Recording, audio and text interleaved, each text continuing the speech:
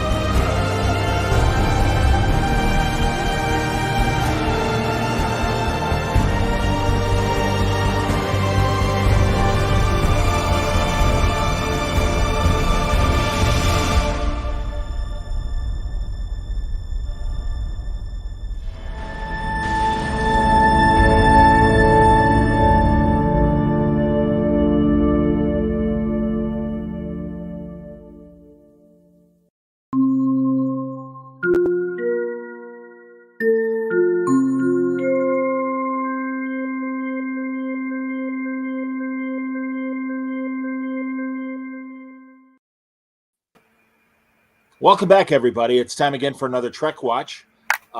John here, Mitch here, Wayne here, and joining us. Whoa! All right, Mitch has had a massive spill. That's all right. Don't worry, Mitch. As you're adjusting, we'll introduce Ethan Peck as Spock. No, it's our good friend Skokie Spidey. It's Mike Campoboso. Good to see you, Mike. Hello there. I'm glad you're on today because we got. I'm sorry, I'm still laughing at Mitch. Whoa! What happened? You got a slick floor? What the hell happened? No, I haven't been down here in about a month, so I was like, oh. Yeah, no, I understand. That hurt. Anyway, hey, it's Frankie's forehead. We're about a week away from we're literally a week away from season 2 of Strange New Worlds, the Pike show. But the good news is, all right, quit. Hey, Gladys, listening. I understand, but quit adjusting your skirt because you're making more noise than a construction site right now. Okay. Jesus Christ. There you go. You look great. Don't move.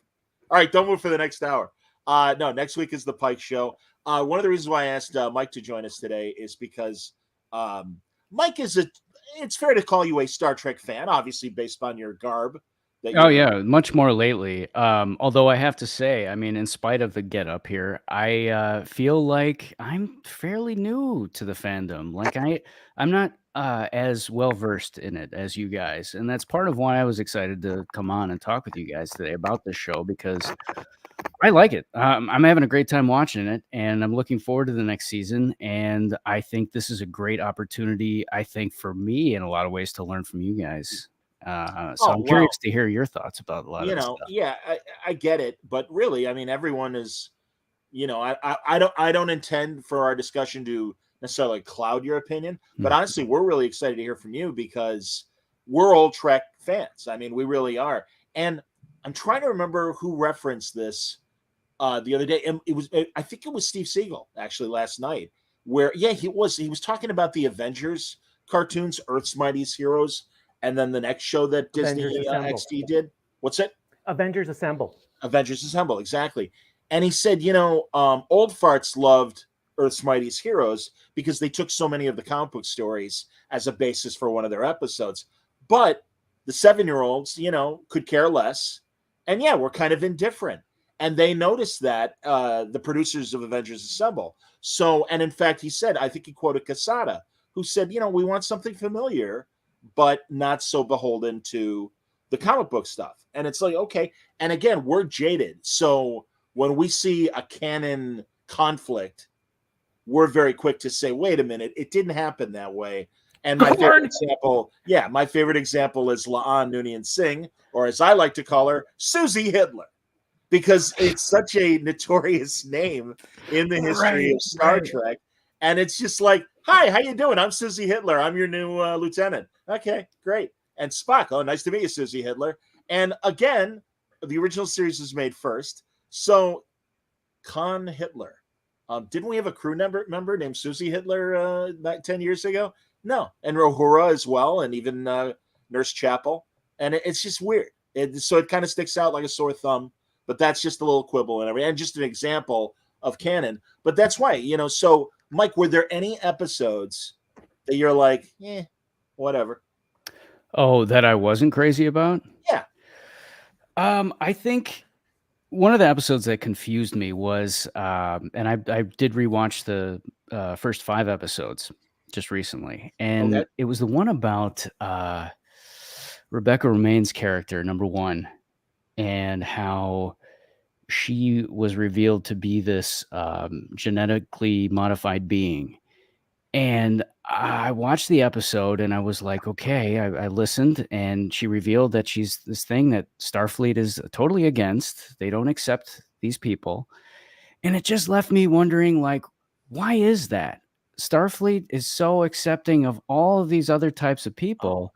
What is so wrong about these people? And Tell her, Johnny. What exactly did they do? What are they modifying? And what is so wrong with what they're doing that they're so not accepting, to the point where by the end of the season, can I?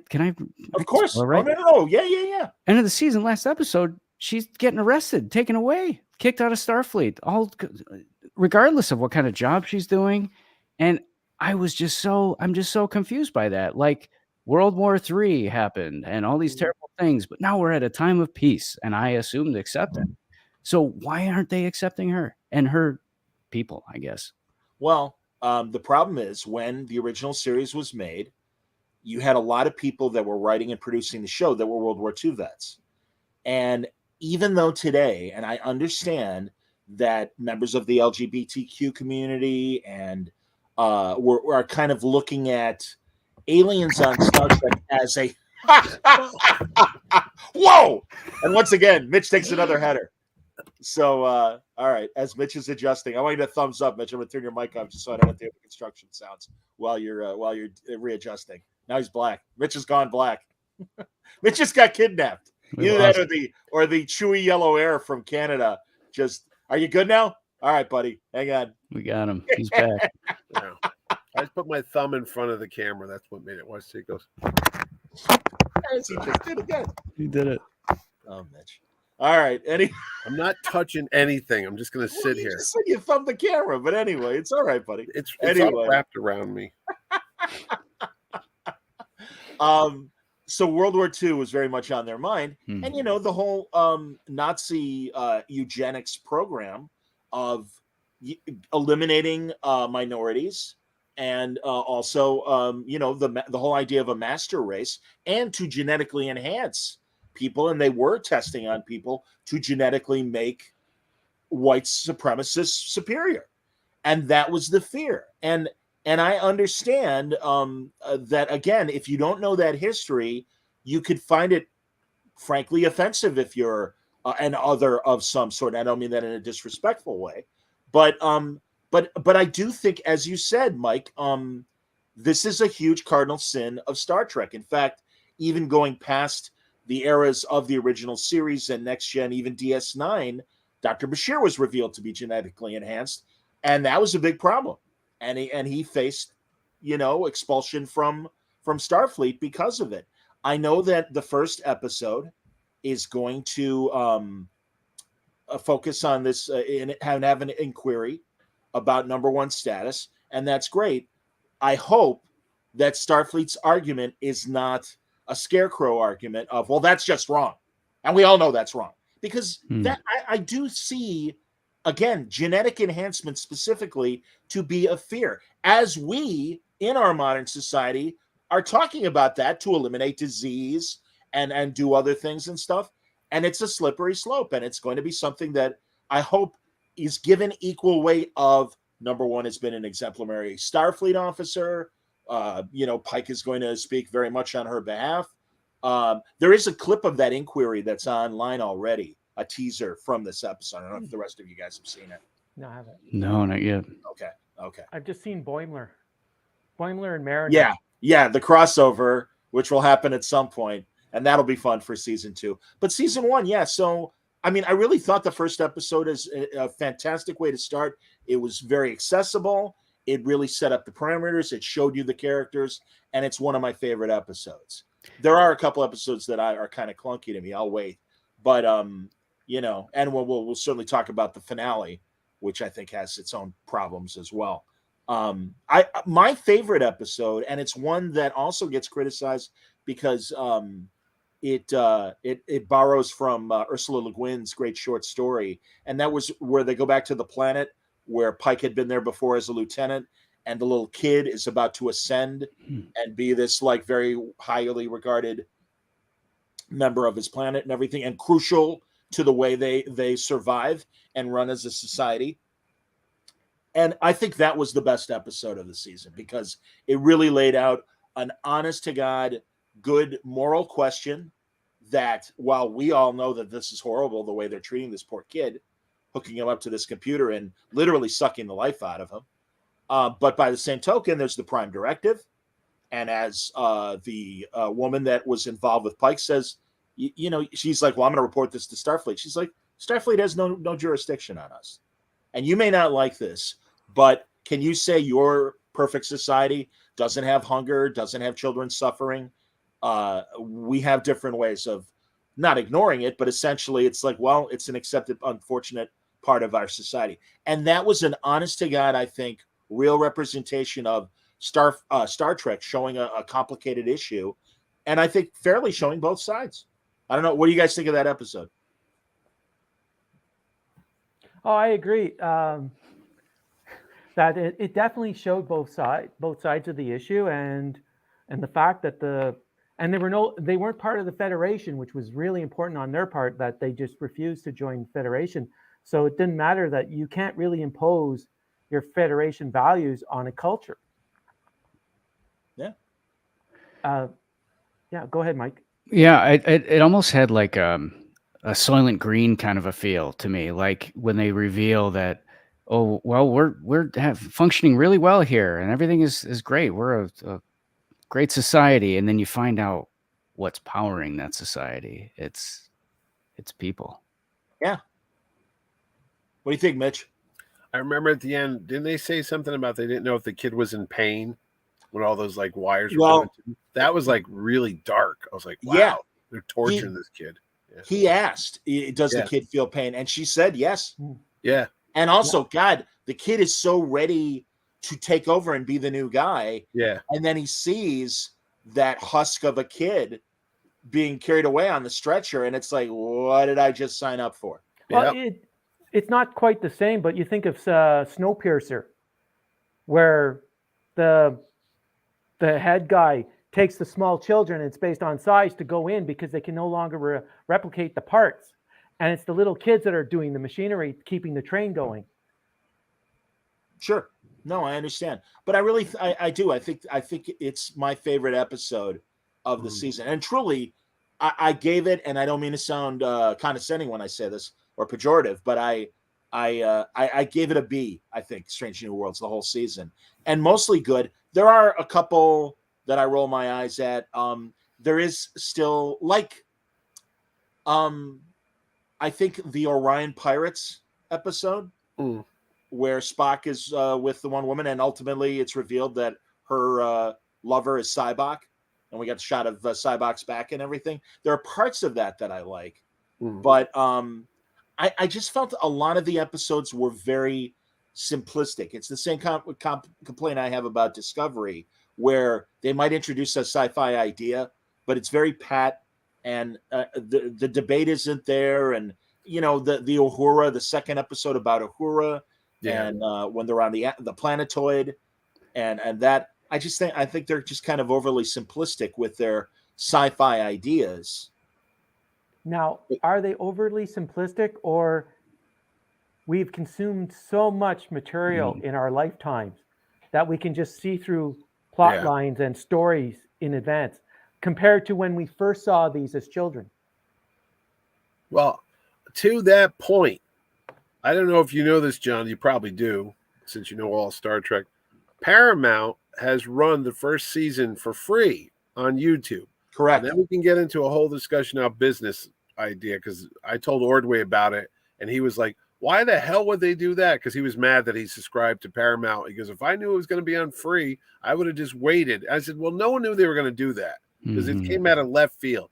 Yeah. So I call my buddy Steve Barker, who's a lifelong Trek fan, original Trek, Next Generation, all the stuff, but never went into the J.J. Abrams movie world, never went into the Discovery, all the stuff that we watch. But I said, listen, this is good. This is like the original stuff. Watch it. So you don't have to spend a dime. It's free. It's on YouTube. He goes, all right, you've been having shut up about this for a year. I'm going to watch it. He watches it, and to Wayne's point, what did he start doing? I started getting text. Well, the communicators don't work that way. They're going through the whole, and I have somewhere on my phone all the things he was nitpicking. And I go, did you just watch the show? Can you just enjoy the show? And he's like, wait, the Federation, and it's all these things, because he's got so many years of Star Trek knowledge in his head. It tainted the entire viewing experience when he got hung up on all the little inaccuracies and the inconsistencies. And he's telling you, I'm not watching anymore. That's it. I did one episode and we're done. And I said, but there's more. There's the one about the kid and the thing. Nope, I gave up. I'm like, you don't even have to spend money on this, buddy. It's free. It's on YouTube. Yep. He goes, I'm out. So to like Wayne said, and Mike hasn't watched all the stuff like we have. So maybe he doesn't catch all the, well, that's not how the transporter works, and that's not what happens and stuff. So we ruin it for ourselves because we get stuck in all that canon and all that. But there's the canon arguments, which I understand, and I have some agreement with some elements. But I'm not talking about that. I'm literally talking about, do you have a high-minded story idea that you can imprint on any science fiction show? And is it really presenting both sides and asking you to question the discussion at hand? The Uhura thing, my problem was with it was its simplicity and nothing to do with canon, but how about some actual science facts? When one of the crew members goes, well, as we know, space is very noisy. And it's like, no, we actually very much know that space is in a vacuum and there is no sound, but thanks for playing. I mean, that's the thing. It's just kind of knucklehead things like that. Or again, I don't even mind if they readdress old discussions if they present them fairly. Picard season 1 decides to bring back the measure of a man argument. Are machines sentient? Do they deserve recognition as sentient beings, especially in the case of Data? And they shit all over that. And for really a dumb reason. But again, that aside from that, so I guess it's part canon. But you understand what I'm saying? As opposed to your buddy Mitch, who again, I get it. I know. What I'm saying, John, is I think we also, when we were kids, did we actually understand what the issue was that they were trying to say when we were watching these shows? Or were we going, ooh, this is so cool, they're in space, they're doing this? Well, like, I'm not expecting a child to. No. But I'm just saying. But again, you're looking for something similar, but we're now looking at it with so many years of experience, and again, what we've consumed over all these years. We're now looking back at those episodes, and we're seeing a lot more into them than when we first watched them. So, I think. I hear what you're saying, but to me, it has nothing to do with our first impressions of Star Trek as children. And it's a show that we've continually gone back to as adults, because as we've grown to appreciate them, we do appreciate these subtleties. But I think Next Generation was able to ask interesting, debatable questions. I think all of the Rick Berman era shows were also able to do that. So far, New Trek, I think, falls short in being smart science fiction. Maybe it's just the way they tell stories nowadays. That's kind of what I'm thinking, Mitch. And Yeah. it's, but again, look at The Expanse, and that's a much more high-minded science fiction show. And again, I just feel like Star Trek used to be high-minded. I also want to thank Daniel for tipping. He didn't have a question or comment. He just wanted to support the show. It means a lot, Daniel. Thank you so much. Yeah, no, I mean, hey, man, there's masterpiece theater, and then there's soap operas. Right. There's comic books, and then there's Right. War and Peace. Sure. Maybe it depends on the audience. Maybe it depends on the intent of the author, how complex you want to get these. Like you said, it was on MASH years ago. I think it was MASH. It said somebody could read War and Peace and think it's a great adventure novel, and another Sure. guy could read it and realize it's the subtleties of man versus man and all these layers and stuff. Maybe there's stuff that we're not even seeing because, dare I say it, we're old.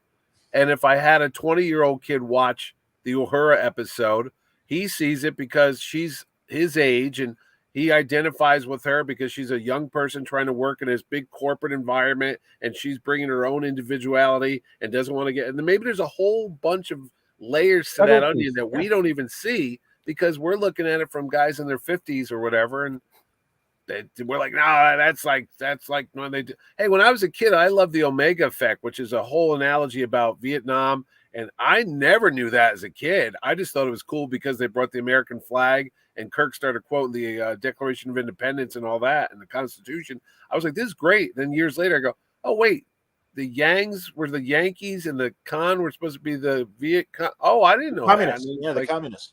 Yeah. Your eyes just open up and you're like, oh, it's a whole other ballpark now. So maybe you're just not seeing. Maybe we just don't see it because we can't because we're not in those shoes anymore. If I may, Mitch, you mentioned soap opera. Yeah. I think that's an aspect of this show that probably attracts me to it the most. It's not the Interesting. It's not the actual events that happen. It's not It's the characters. the ship being attacked by the Gorn and the science behind slingshotting through a black hole and a brown dwarf and how that all works. Like, I have no interest in that. It's Spock trying to figure out how he's supposed to feel, how he's supposed to relate to his humanity. Yeah. And as much as I hesitate to say it, I relate to that. And maybe I'm not the only one. I feel so connected to that, wanting to trying to figure that out. These having these feelings and not quite understanding them or how to express them. And just the interpersonal relationships among the crew members. Like, that's what I'm interested in. Like, how they talk to each other. I just like hanging out with these people. That's what it comes down to. That is huge, and I absolutely accept that. And you're right about that. I completely agree with all of that. You know what's hard? You know what's hard for us to? I don't know about those guys, but I can speak for myself. When I watch Nurse Chapel, who I know from the old show, Majel Barrett, and I see her now being played by this younger actress, and her and Spock interact with each other, it really is hard for me to divorce the original series relationship they had, because now it's much more intimate. They're much more friendly than they ever were before. And I keep going, well, that's what happened to them, because that's not how they are. And then my brain keeps going, dude, it's not the same show. It's not the same actors. It's not the same writers. It's not 60 years ago. This is not how things are anymore. But there is some problem with just being so devoted and watch these shows again and again and again. I can't turn it off. I wish I could and watch it from fresh eyes like you and see this things going on with Spock. But I'm like, oh, wait a minute. Spock, literally, dude, I'm getting ready for my show, Terrificon at the Mohegan Sun, July 28th to 3rd. And Rebecca Romaine will be there. I got a publicity still of her because we're getting photos ready for the show. And it's her, Pike, and Spock. And I told my buddy, we can't use this. He's like, why? I said, because Spock has like a smirk on his face. He goes, what are you talking about? I go, a Vulcan would not have like a small smile. He goes, dude, it's a nice picture. I go, no. And he goes, you are too into this shit, because no one else picked up on that. But if I sent it to you two, you'd see it right away. You go, you can't use that. Why? Because Spock's like this. Spock doesn't. I look at this. That's almost it. Okay, because this is. Face? Look at that face. Absolutely. He's half smiling. He's half smiling. And that's the exact photo I had. And I said, nope, we're not using that one. Yeah, and this is, by the way, and nitpickers will agree, this is from Discovery era. Yeah. Because they got those weird collars and stuff. Yeah. But no, and I did that because these are the core or at least I guess also old timers would say these are the core characters. I know. It's I'm really excited that Rebecca Romaine is coming to Terrificon. And See, I look at this show as Battlestar Galactica. right, or like the reboot. The Just the second reboot. You But know what? Wayne, I wish to God they would just say reboot, Oh, and we would all shut the fuck up. oh no, John, we don't need to hear them say that because they're never going to say that. You're right; they're never Just going to accept the fact that this is. I look, you know, this is the first time I rewatched the whole series. I watched it with the view of this is like Battlestar Galactica. It's going to use some of the same stuff that you know, but it's totally different. Don't go and look at that. This is wrong. And you know what? I got a better appreciation of it. I didn't get upset about the Gorn. I'm just going, you know what? It's its own little thing. It's Now, so. Mike, do you want to go run out there and watch every single episode of all the different Star Trek series right away to make sure you're up to speed on everything, so you or can just an appreciate intrigue you to do everything? it, whether you're what you know. No, No, I don't feel like I need to do that. I feel like See, that's interesting.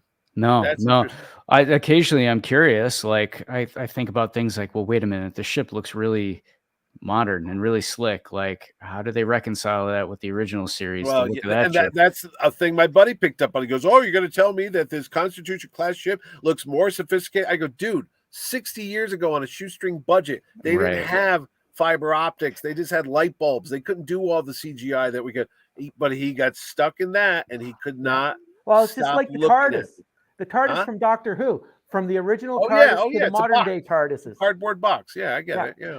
Guys, I don't get stuck on those things. See? I pretty easily I'm able to suspend my disbelief and just Really? go, okay, this Good. is the Well- story they want to tell. Let's see where it goes. Well, you- there's right. the problem. If it runs into canon that's conflicting with the story, like they need to transport these people off of, I don't know, like inside a planetoid.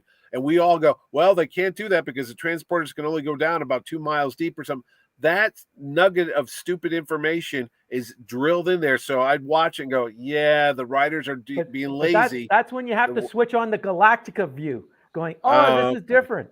Yeah, And then- no, and really the design of the ship, the way they present the ship and stuff, I'm fine that they've changed it.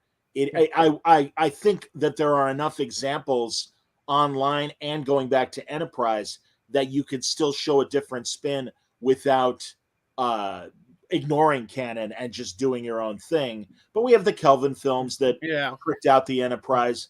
But yeah, my problem. First of all, going back to your chapel example, Mitch, I understand why they felt they needed to kind of reboot Christine and make her a little bit more of a demonstrative character, because poor Majel Barrett in the 60s was given your classic 60s woman role of, at the time. That was how they were portrayed on TV. I'm pining over this guy. I'm never going to be with him.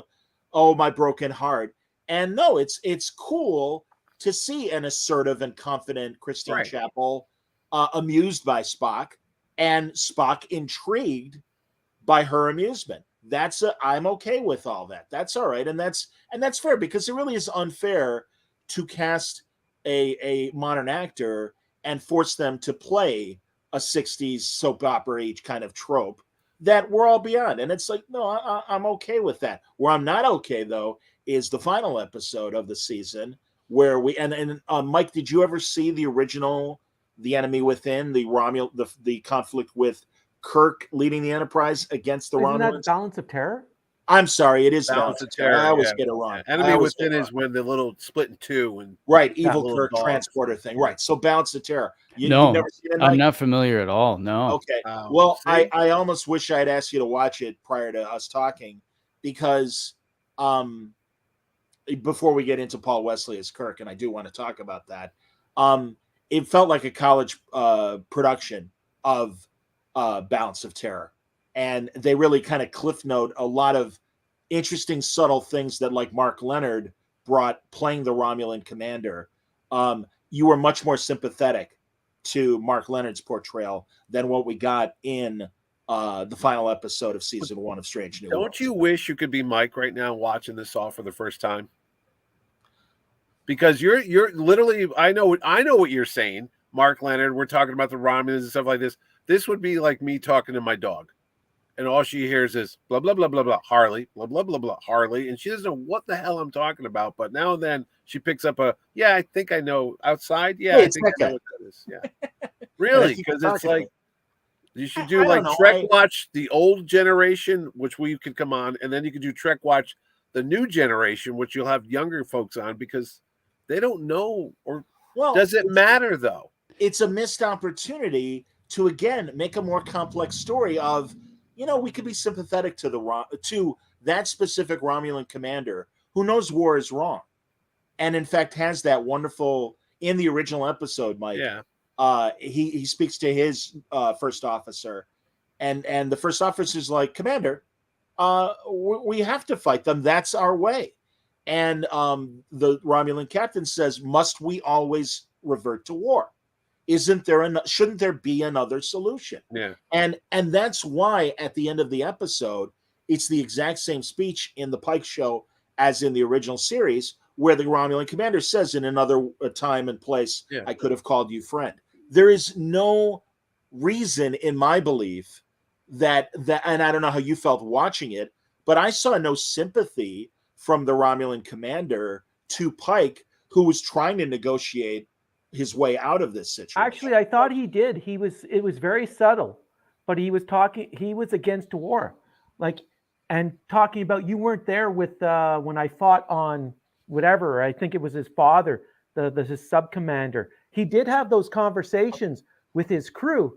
I remember that. My point is, I don't see him saying that to Pike, and I don't. And I just don't. And maybe they didn't in the original series. Maybe again, it was just within the Romulan ship where he was voicing this kind of. And I suppose that's true, because it really wasn't until the final moments that Kirk and the commander saw each other. Mike, do you still have the DVDs? No, I get a lot of things from the library. I already returned them. Okay. Because one of the special features was the episode Balance of Terror. Oh, was it really? Oh, wow. Oh, really? Okay. Yeah, that's smart. I know on my, I had the Blu-rays, but on the last disc, one of the special features was Balance of Terror. Oh, see, I got the set, and I just watched all the episodes. I didn't even go through all the special features yet. The special features weird. Aren't bad. That's weird that they have an episode on there. No, and again, if people haven't watched Strange New Worlds, like Mitch said, it's free on YouTube till the end of June. Yeah. So, it's not like, okay, next week they're going to be gone or anything. So you still have a couple of weeks to watch the first season. Go real quick on that. What is your take on, I know why they did it. They're trying to get new viewers because season 2 starts next week and they want people to get on board and without joining the Paramount. I get that. But are you angry about that? Are you like why the hell did I invest this money? I bought the DVDs or anything like this. If I knew I was going to get it for free, why would I spend the money? No. Is this a Hail Mary pass by Paramount? Yes. Because they're desperate? Is there desperation? I mean, not in any real, oh my God, if we don't do this. Well, I'm just saying they talk about how streaming services are losing money. And I'm like, you're losing money, but you're giving the shit away for free. That's your golden goose, buddy. But they're giving you they, first of all, as you likely know, they had been putting out first episodes for free on YouTube. And I think this is, especially after the wave of positive reaction to Picard season 3, I think they're like, well, if you've been aware of that and you're not aware of other things that we're making, here you go. And again, I do think it's a little desperate, but I do think that they're trying to get subscribers. And it's like, okay, if if the buzz of Picard has enticed you, maybe this will entice you further. And I'm okay with that. Plus, they've got to be making some money because so many ads play during these episodes. So they're making money off of that. It's not completely free. Like the experience itself is a little rough because there's so many commercials, so many ads. Different up here. We've talked about this. Sometimes John and I don't know about up in Canada with Wayne. Sometimes I'll get episodes without commercials. We'll just be watching it, and you're like, wait a minute, I want to go to the bathroom, and it's just going. It doesn't stop, and you're like, oh, what happened there? And then some weeks it'll stop and do commercials for 130 something seconds, so you can walk around the house for a while. Yeah, it's hit or miss on Paramount. Yeah, and I don't pay for the extra commercial-free bit. So up here, all the Star Trek are shown on the CTV Sci-Fi channel, so you get the normal commercial breaks. oh, okay. But it's also shown on Crave, where there is no commercial breaks, where they just drop it like a full episode, Oh. and there's no. It's our streaming is different up here in Canada, where we don't have the commercials interspersed because But is that a it's- free service, that Crave thing? no, Or do no, you- it's a subscription package with my cable Oh, package. okay. But I think it's different up here with our streamers that where in the States where you have the Paramount, and then I think you have like if you paid more, you get no commercials. Right. Yeah. Where we don't have that up here. We just only have the one price for our streamers, Huh. so there are no commercials. Well, the other thing too is, Mike, the cost of these episodes are ridiculous, and especially as we watch this writer's strike unfold, because when it comes to production values and other things, they spend money like drunk sailors. My favorite example is on Discovery. They have they have different uniforms than they had from the traditional shows, but also they had this like gold braid kind of accent on their uniforms. And at one point, one of the crew members puts his shoes up, and they look like tennis shoes that have that matching gold braid. And it's like, did you have to spend money on that? They're fucking shoes. Yeah. You know what the original series had? Black boots. Yeah. I mean, it's like, again, they just spend so much money in weird directions, and then they nickel and dime and are cheap on the writing side, frankly, and sometimes on the actor casting side. Oh, you think so?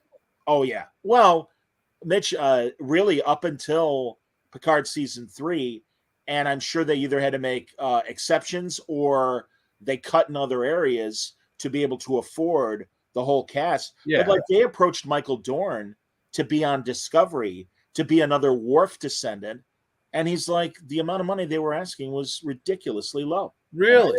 Yeah. and he Oh, turned I them didn't know that. Oh, yeah. Because Yeah. I just figured it's like the old days, because there's stock actors. When you watch Star Trek, the same guys popping up on My Three Sons, on Bewitched. They just go through the routine. The casting call comes in, and we need a 50-year-old guy to be on this week's episode playing a gangster. Get Victor back on the phone. I didn't think there was like a hierarchy. Like, we don't have money, so we have to get like this nobody to play James T. Kirk. But I'm really more saying about, like I said, like significant guest stars. And again, no, compared to certainly the 60s, but even through the 90s and early 2000s with Berman Trek, you had a Frank Langella show up on Deep Space Nine on a 3-part episode, or you had Richard Libertini on that great DS9 episode where he goes through the wormhole first, but doesn't come out till modern times. He had gone through the wormhole 300 years earlier, and he thinks he's the emissary. And that's another great kind of interesting chin-stroking kind of religious question of, well, what's the right thing here? So I mean, along, because you're absolutely right, especially in the 60s shows, the episode with Jill Ireland, who is one of, like, she had a crush on Spock back in the Academy days. The guy who's in charge of that colony, he's one of the stars of 12 O'Clock High, that World War II show from the same period and stuff. So no, it is interesting. It's like, oh, I know that guy. Oh, I know that guy. That's cool. Well, they were all under contract too. They were contract players. Absolutely, so you're 100% right. Honestly, Mitch. Speaking of interesting guest stars, I saw Donna Reed. I was channel flipping, and DeForest Kelley played like a family doctor in one episode, and he was under contract to Paramount for at least a decade before Star Trek, and then Star Trek happened. And it's like, well, we got this guy at the studio. You want to use him, Gene? Oh, yeah, he's good. And lo and behold, there's Dr. McCoy. So, It's interesting when you talked about the clothing. It takes you away when you notice that the fabric has like the little insignia, like woven in like a pattern, like Spider-Man had like little webs in the movies. Yes. I'm like, how's a kid from high school going to make something like that? So it bothers me. Like, why are you guys spending money when, like you said, the old show was like a T-shirt with a little zipper on the side, and I'm like, they didn't have much money there. And I thought I heard that they spent at least $1 million on those costumes. On the TV show costumes? No, on Discovery. All those redesigns was at least the production cost for Discovery was so high. It could be a government project, man. Well, partially too, because the prior Berman shows, were able to reuse costumes and sets from previous iterations of Star Trek. Yeah. The warp core in main engineering on all the shows was the same warp core they used in the 79 movie. Yeah. So, I mean, they would redress sets, they would redress costumes, same thing with Starfleet costumes. And I forget which actors are like, oh yeah, I was, like Avery Brooks is wearing Jonathan Frakes' first officers. Oh, no kidding. Like was that bad? I didn't know that. Well, and it's not necessarily bad. It's just that, hey, they built this universe. Then after Enterprise was over, they auctioned away all the sets and all the costumes and props and things like that. So they had to rebuild everything. And thankfully now that we are 6 years into it, they can redress bridge sets as being different ships. And certainly they were doing that in Picard season 3. I learned a lot on a lot of behind the scenes podcasts lately about redressing various rooms and things for Picard season 3 to cut corners. And it's good. We don't care. It's just like Mike said, we're into the soap opera. We're into the characters. Yeah.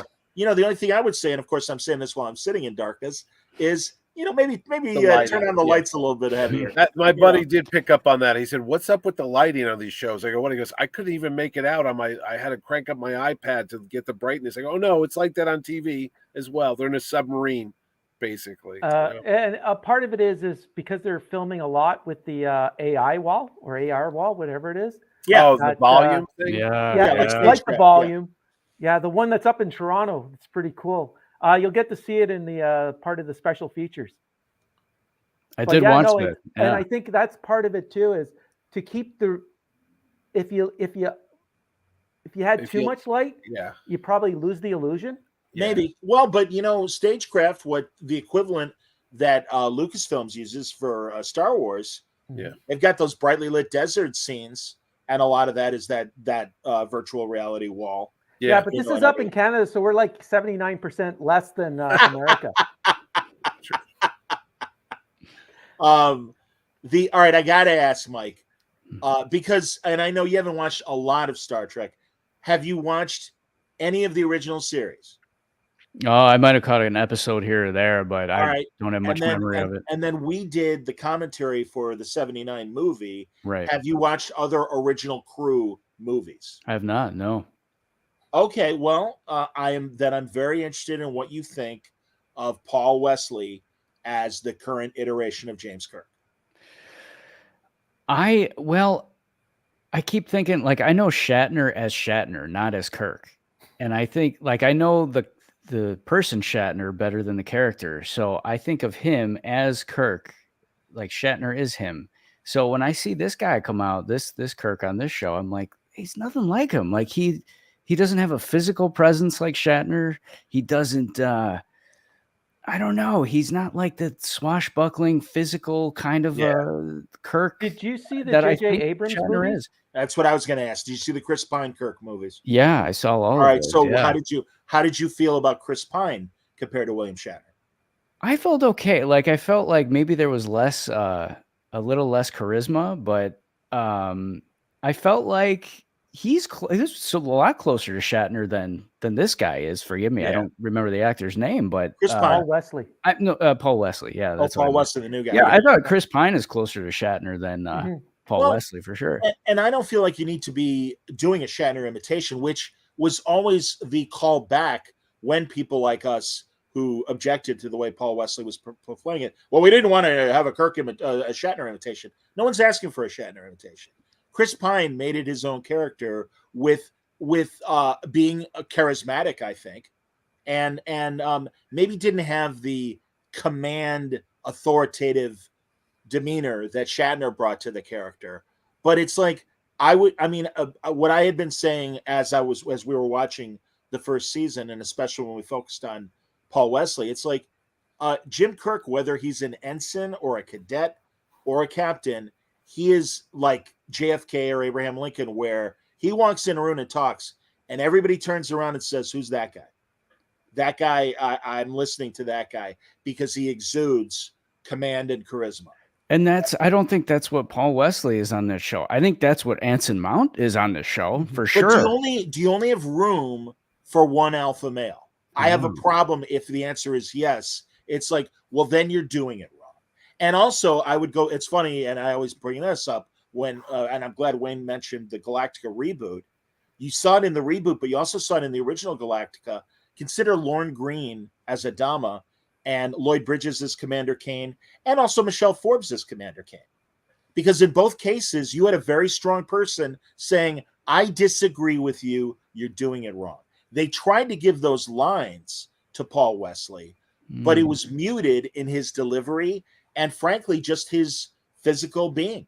He just doesn't have that, listen to me, I know what I'm talking about. James Kirk had that. And I don't care if you read the books or whatever you watched as far as TV or film, but that is how James Kirk has been portrayed until now. And there was even an article a week or two ago talking about, well, we're going to tone down the misogyny of James Kirk. That's all over his original portrayal. And it's like, no, what it's all over is montages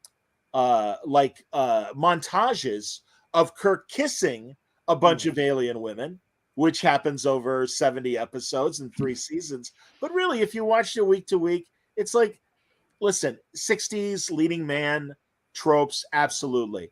Yeah. But like, he's going to fuck anything that walks in the room. I'm sorry, you're getting it wrong. You're getting it wrong.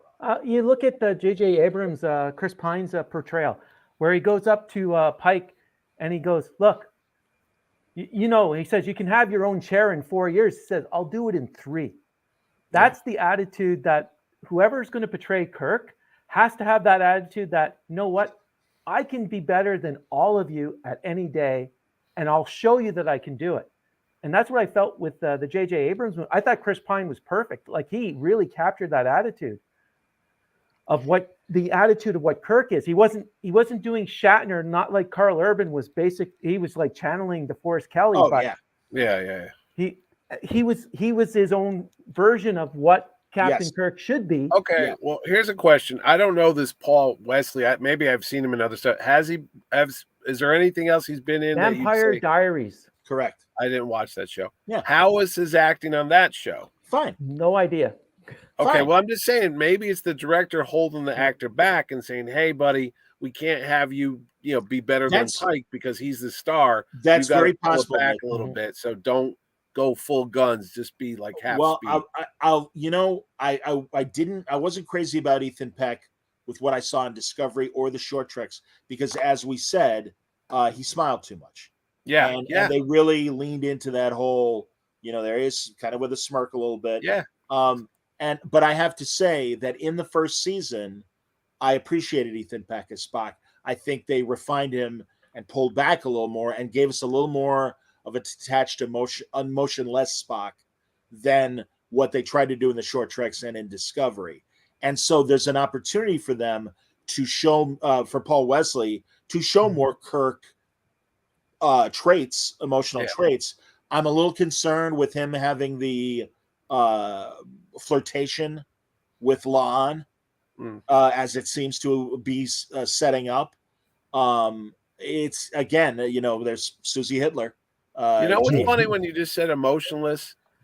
I think all these shows, not just Strange New Worlds, but Discovery, that's a trait that I could say pretty much about almost every character on all these new Star Trek shows, is there's a weird hesitancy from them to let them be emotional. Like Dr. McCoy, you knew what you were getting into. Sulu, you knew even Chekhov, when he flipped out about he killed my brother, and we knew that was all a thing. They all had volatile emotions. They were screaming, they were mad, they were in love, they hated each other. Kirk hated Finnegan and he beat the shit out. You know what I mean? They were human beings. They actually acted normal, like a soap opera, and they would get involved and they'd fight and they'd have relationships. They did it on Star Trek The Next Generation.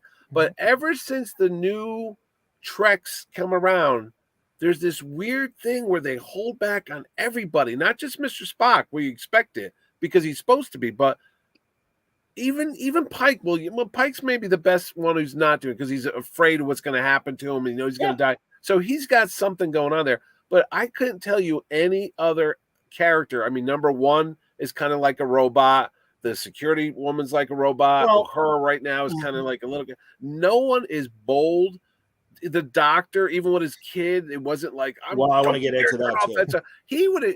He should have been the only one who was good. I thought was the blind guy who they killed off. The Andorian, Hammer. He's the only one that had some kind of like reaction to stuff. They don't react to anything on these shows. I think we're seeing a degree more of emotion and characterization on Strange New Worlds. La'an is traumatized by her childhood experiences with Gorn. You see hesitation and nervousness in Uhura. And the doctor, we'll get into this doctor's story, especially with his daughter in a minute. Yeah. But I will say on Discovery, I agree with you, Mitch. However, Stamets showed emotion, and especially losing Dr. Culver and also being kind of freaked out when Culver came back from the dead and was kind of not sure how he felt about life, let alone Stamets. So there's a little bit of that. But you're right. The bridge crew, they are blanks. That's why we don't remember them. When we talk about it, we go, which one is that? I don't know, because there's nothing unique about these people. They're interchangeable. You could give his lines to this one, that one's the line, and you wouldn't even blink. You'd be like, you're absolutely right. You're absolutely right. And again, and Wayne is the first one to say, and forgive me for putting words in your mouth, disagree if I'm getting this wrong, Wayne, but you're like, well, they're making adjustments. And I think they are. I think we saw a little bit more of that in the last season of Discovery. A little. But again, it was Book. Book showed his emotions, certainly. Yeah. But it's a short list. And again, it's more as we're learning with every other iteration of Star Trek, including Picard Season 3, the bridge is so important and the officers there are important. And if all they're there is to say, aye, sir, and everything else. But that's what I liked about Strange New Worlds is Pike stood back. Okay, guys, we have a problem. Ideas. Like he stood back and tried to get input from everybody, trying to figure out, like, we can figure this. Like, command doesn't mean that you know everything. It means you're able to lead a group of people and you're able to take their input and make yourself into a better unit. Yeah. Well, there's maybe a reason why is because I don't know if it was my friend Steve I told you to try to go watch this, or somebody else told me recently. They go, is it true that these shows are written in different groups? Like, you guys get this, you guys get that, and then here, and then at the end of the season they try to that they're in a vacuum, that each guy's working in a silo, so there's really not a picture. So you really can't get character story arc and development if you're like, well, Wayne's writing episode 2, John's writing episode 5, I'm doing episode 6, and Mike's doing. So we really don't know what the other guy's doing. So there's no trajectory like, oh, this guy's changing into this, and by the end of this, we have to get here. Is that a problem? Is that how they really write these shows? If that's the case, then that's a poor showrunner. I thought there's not conveying. Hold on, Wayne. Yeah. That they are not conveying their ideas for the characters, and also the fact that the showrunners have switched several times on both Picard and Discovery. That's been a problem. It's only been Akiva Goldsman and Henry Alonso Myers for the first season of Strange Worlds. And even though, because I've heard that practice as well, that you get subgroups, they go off and write episodes, but everyone understands the core concept and everyone understands the core characterizations on the shows that work. Yeah, I was going to say, I don't think that was true. Well, and clearly not for Discovery or Picard season 1 and 2. First 2 seasons of Picard. Yeah, no, I agree with you, man. But also I know there were extenuating circumstances. And hey, thank God Natalis came in. Well, that's so funny that we all talk about Terry Matalas so much because he did season 3. He saved Picard. Who's the Terry Matalas on Strange New Worlds? Who's the one guy, the showrunner? It's Akiva Goldsman. Yeah, but he's on a lot of stuff. I don't see. I understand, but I'm telling you, the two guys are Akiva Goldsman and Henry Alonso Myers. And I have a feeling that even though Goldsman is the Lord God name above the title, that it's Myers that probably was doing the heavy lifting. But again, I think he conveyed to his writers, this is what, and I always forget Erica's last name, Ortega? Ortegas? Yeah, Ortega, Yeah, so this is what Ortegas is about. This is what number 1 is about. This is what Uhura is about. This is what Chapel's about. And you got that clarity that I do think carried through the 10 episodes when they would decide to spend time with them. But I want to ask about, as we brought up Mabenga, and his sick daughter. Episode 8, the storybook episode, and I look forward to the discussion right now, Wayne.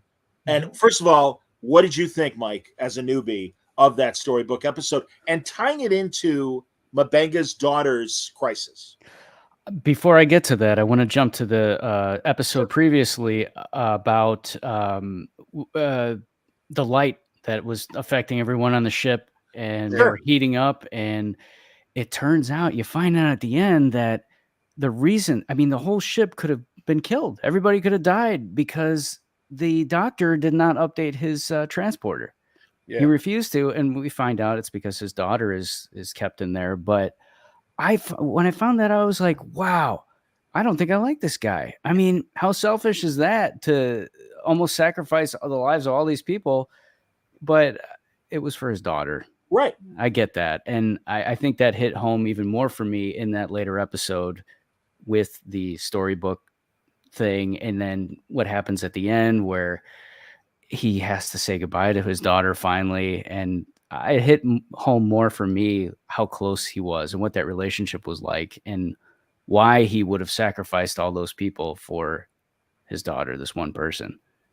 It made more sense in that episode. Okay. But overall, what did you think of the episode that it went into the storybook aspect of it? I thought it was goofy. I thought it was, I don't know. It did not connect with me. I could have done without it. I didn't think it was fun. I just thought, I don't know. The doctor seemed like he was out of place. Like he wasn't really enjoying it. It was weird. It felt like a gimmick. I wasn't into it. I think that's what we said when I said it was like two stories. I thought I fell asleep at one point and go, did I just wake up into another story? Because what happened? It just like reverse direction. We're going to go this way now. We're killing off the guy's daughter. It's like, wait, why did I watch this fairy tale thing for 20, 30 minutes? Yeah, but now it does make sense if you look at it. There's this, it's what is it, Chekhov with plays. If you introduce the gun in the first act, you better use it in the third act. They introduced the storybook at the beginning all the way through. Right. Yeah. So now we get the storybook episode. So you can look at it that it does have it has its place. Yeah. If you look at it, they did drop it in a couple of episodes. I thought it was hilarious. I took it like a Q episode. It was just, and I was telling John, to me, it was like Cupid. It's just this stupid little episode. No, it was that part was funny. It's kind of like a shore leave episode. It's funny. Yeah. They're out of character. They're the opposite. The captain's a fraidy cat. But the whole twist at the end, like, well, we're going to get real serious now, everybody. It's like Jerry Lewis movie. Okay, you want to turn the lights up, everybody? We're going to bring a kid in a wheelchair out now, and we're going to sing As You Walk On. Sorry for all that fucking humor. But we got kids over here that can't walk. This is serious, everybody. And also, then the tears would come. It's like, wait, what happened? I thought we were having fun. What? Okay, I get it. You know. Well, and also, and I hear what you're saying, Wayne, that they did introduce him reading the story to his daughter. But for me, going back to that episode with the child that's about to ascend for that planet, you really saw the pathos of that situation where the kid discovers Mabenga's daughter and is playing with her and physically exerting themselves playing with each other. And you know, you find it's like, hey, you know, she's really sick. And also the whole thing with the first Ascension's father, who accompanied him on the Enterprise and everything, that he was a doctor, and he explains that their society might actually have a cure for the daughter and stuff. And there's all this pathos being played out. And to connect the storybook episode with the solution, I felt was real hacky.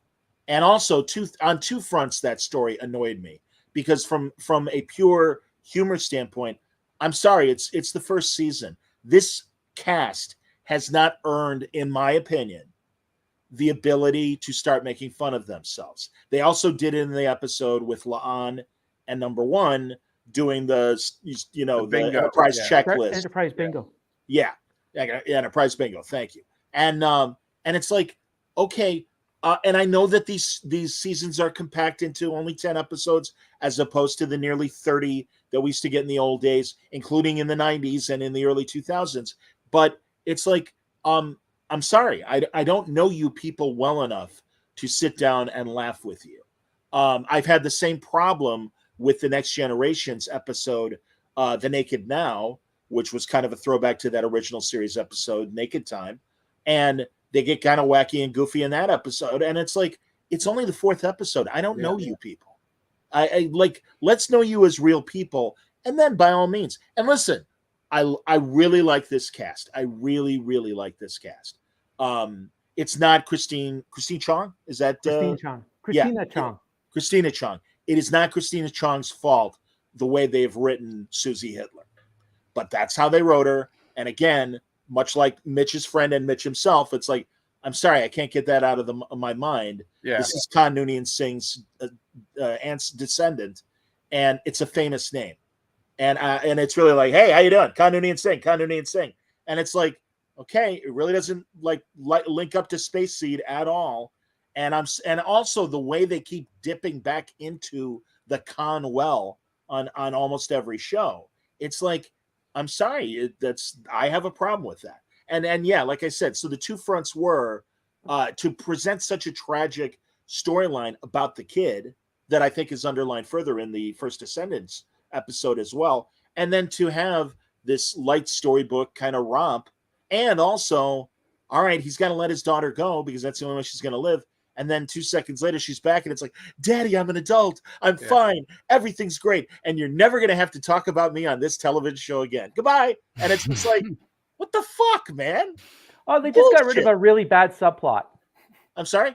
They just got rid of a really bad subplot in a funny and happy way. I thought it was cool that he had that, because that was like, oh wow, like you said before, I'm like this guy fucking almost killed the entire ship because he didn't want them to change the buffer because his daughter was in there. I go, that's fucked up, you know? It's like, maybe you remember the stories years ago, like the doctors on a ship were always kind of seedy. They were never really great. There was like a reason why this guy doesn't have a practice back on land, because he might either, like the doc on Love Boat, you're always like, okay, why isn't this guy doing a real job? It's like, well, he's 2 steps away from being sued or whatever like that. For screwing his patients, probably. He has to make sure he's in international waters before he practices. Hey, how are you? Doctor, you bang? What is it? You bangy? Mabanga. Maybe we just call him Dr. Bazinga. But anyway, the reason why he's doing that is because there's a shady thing going on, you know? Like McCoy was trying to get away from his wife who's divorced, and he's lost everything. I mean, they did that really well in the J.J. Abrams movie. He's like, I only got my bones left or something like that. Yeah. It was like, that's cool. Even in the old show, I remember reading the James Bliss expanded stories and stuff, and there was references to, what was his wife? What was his wife's name? I don't remember his wife's name. His daughter was Joanna. That was it. And they would refer to her like, you know, he's his deadbeat dad. He's not seeing her and stuff. And I'm like, see, that's character. And to say that the doctor Mbega has like this dark thing going on with his kid, and imagine if he got court-martialed for it, or if they bring her up on charges, or imagine if it would have been a better episode if Starfleet itself purged the drive and wiped his daughter out because of the whole needs of the many outweigh the needs of the few. No, but but I'm like, hey man, it's a better dramatic story. Yeah, it's a better dramatic story. Better than disappearing in a big flash of light and coming back like Jake Sisko did or whatever it was. Oh, I'm okay now, Daddy, and I saved you and stuff. Well, compare to the way they handled Mabenga's daughter to the single Next Generation episode with Worf. Where he gets the back injury and wants to kill himself. And the pathos that they go through, and you see poor Alexander and the fear that he's going through, and even further, Odo getting the changeling disease during the Dominion War in DS9, and there are several episodes where he is decomposing, and you're really like, and again, it's all soap opera. It's going to be fine, but at least they played it out. And they played it serious. They didn't introduce some wacky. I mean, even the solution going into Sloane's mind from Section 31 and getting the cure that way, at least was an adventure story that we got to do this for Odo. Our Odo's dying, and if we don't get to him, as opposed to once upon a time, there were 3 little girls, and one was the warrior, one was the princess, and all. I'm doing my Edward Everett Horton fractured fairy tales voice. But yeah, so again. I just think to combine those in the solution was hacky. Well, did you think that the writers didn't know they were going to get a season 2?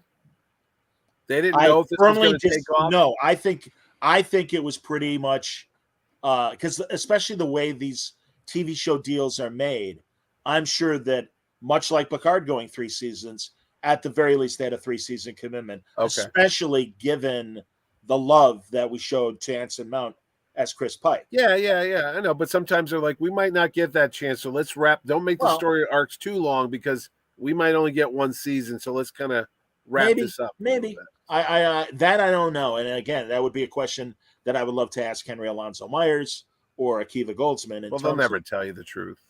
Well, and also, by the way, Goldsman had a very interesting article and interview recently about canon, and he pretty much said, "Man, we don't care." Yeah. And it's and we're going to do our own thing. We don't feel beholden to canon if we think there's a better story. The problem is not a better story. Frankly, kind of a worse story. So you kind of blew it, in my opinion. But what do I know?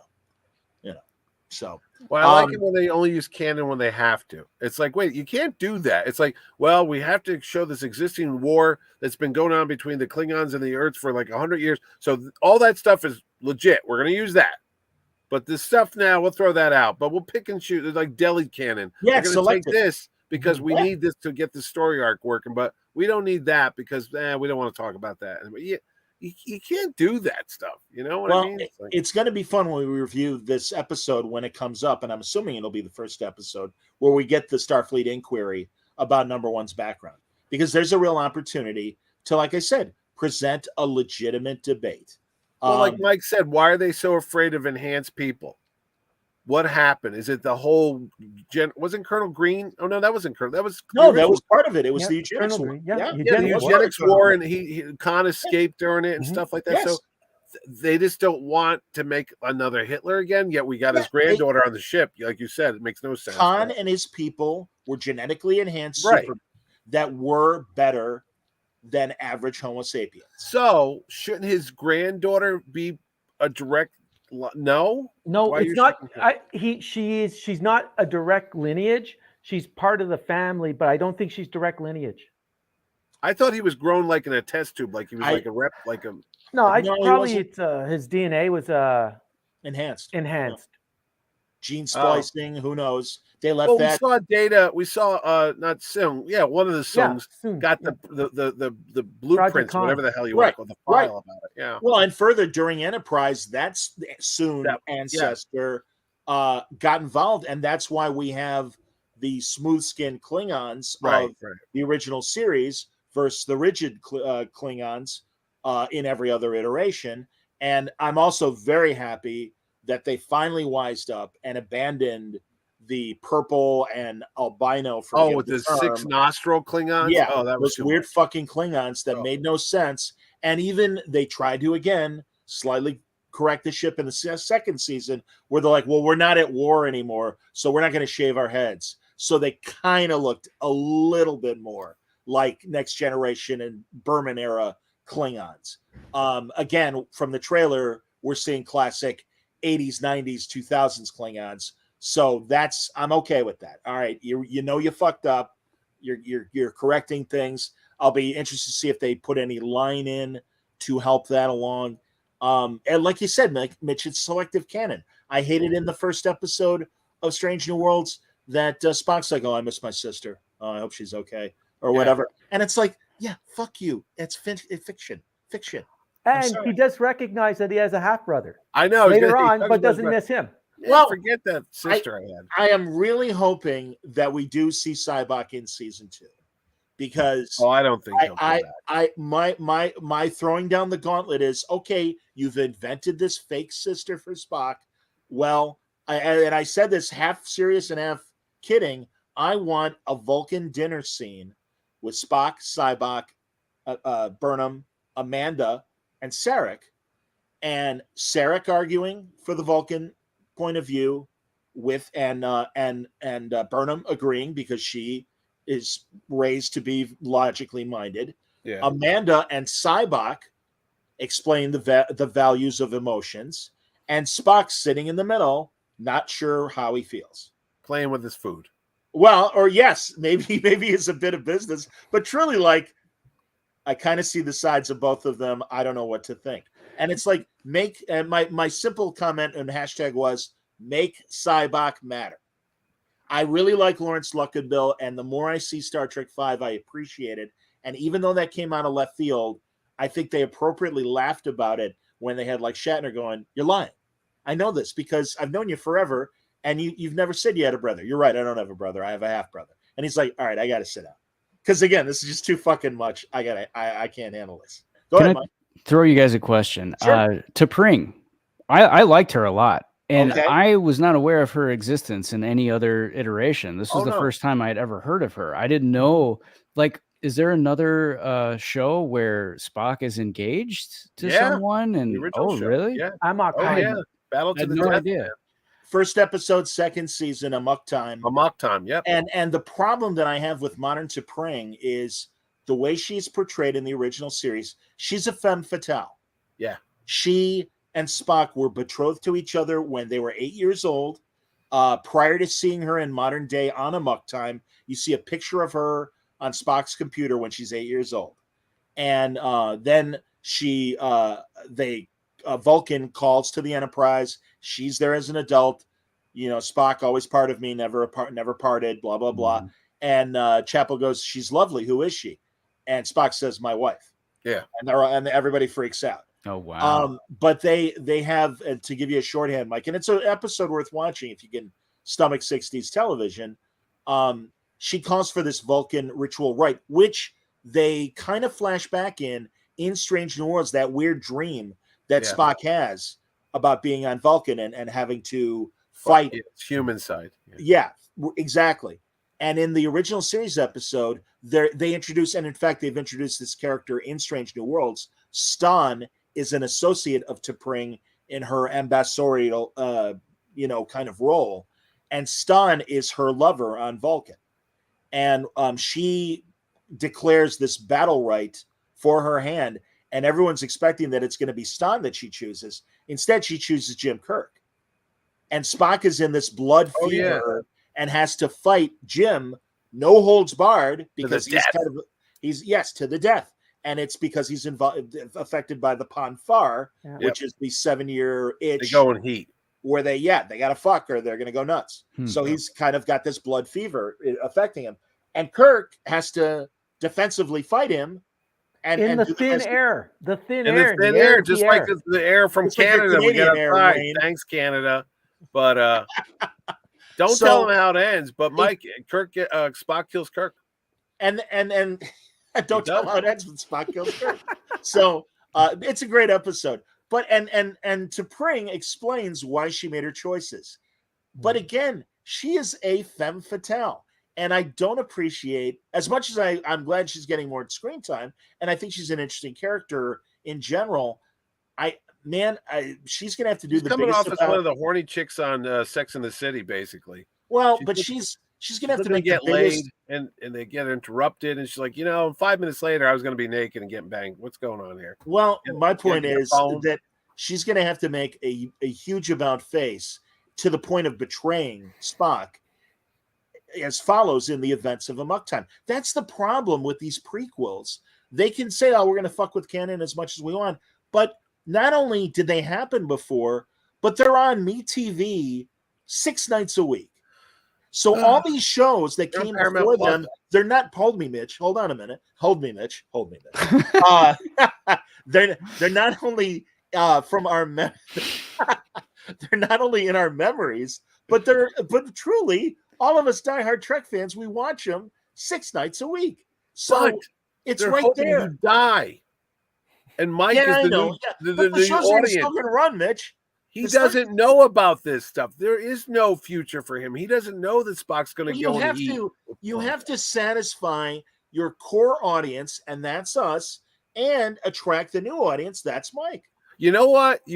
I watched a video last night from another cranky guy on YouTube. But no, I watched it because it's all about the upcoming Indiana Jones movie. Sure.